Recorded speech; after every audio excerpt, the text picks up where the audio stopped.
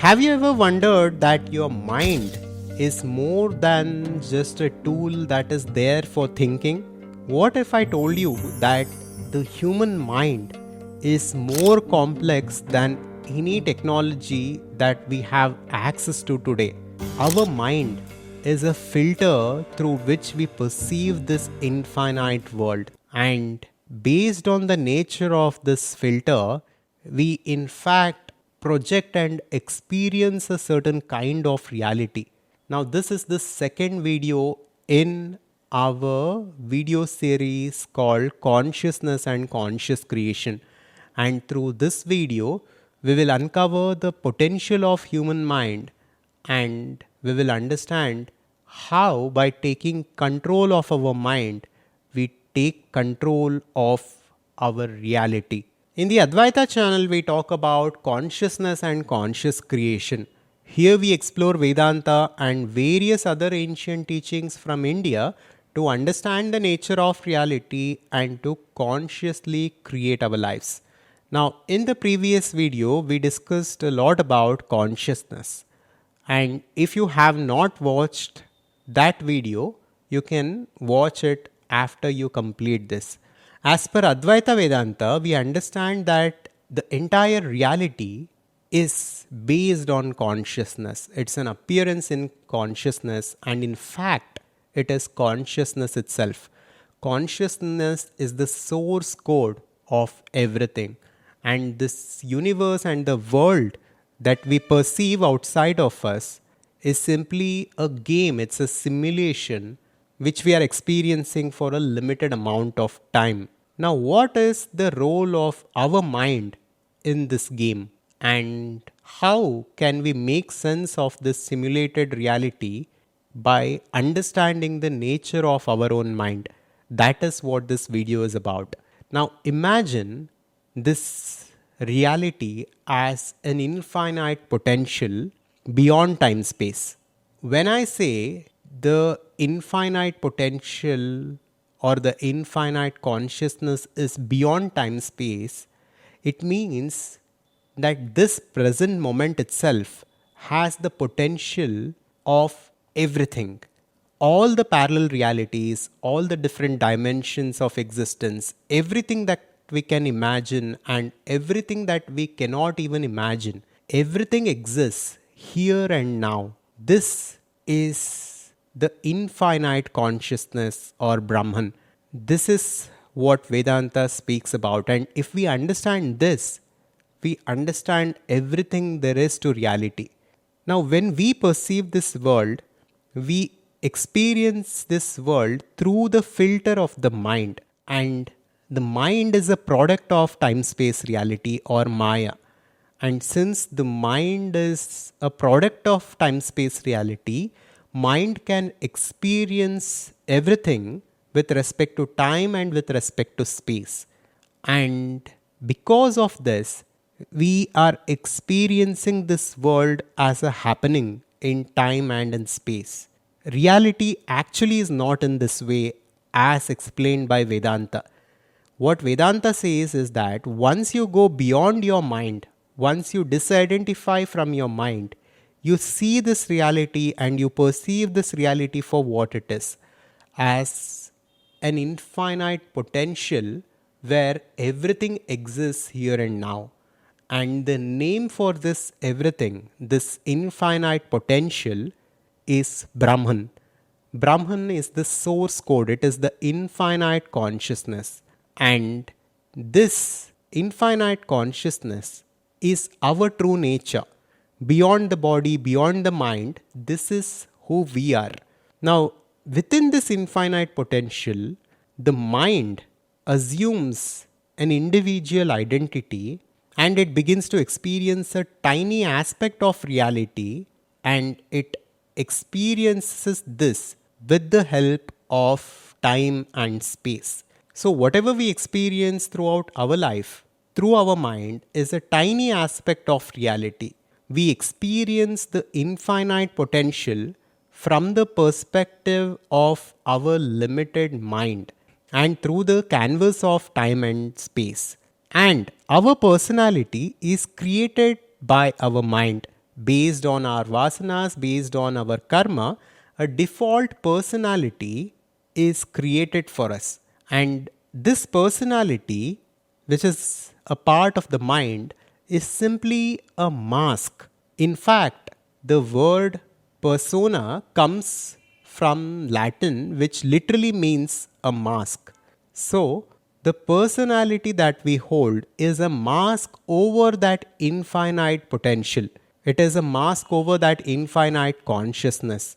And through our personality, we project a personal reality for ourselves to experience. So, the world that is around you, whatever you're experiencing right now, is being projected by you. Your own thoughts, your own feelings, emotions, and belief systems have created a certain kind of a life for you. This is what we need to understand conscious creation. So, within this infinite potential, our mind has assumed an individual identity and it has created a personality for itself. And this personality, because of its nature, has created a personal reality for itself in terms of its relationships, health, in terms of the amount of money, wealth, etc. So, all of these factors are being influenced by the personality. But this personality is not who we truly are. We are the infinite potential, and as the infinite potential, we hold the power to change our reality, to experience the personal reality that we actually want to experience. This is possible if we consciously disidentify ourselves from our body, mind, and from our personality. After this, we can create a vision for our life, a vision which is our gift to this world and to this reality, and we can bring that vision into life by creating our ideal personality, which is compatible with the personal reality that we actually want to experience. This process is called conscious creation. Now, let us go a little deeper to understand the nature of mind here.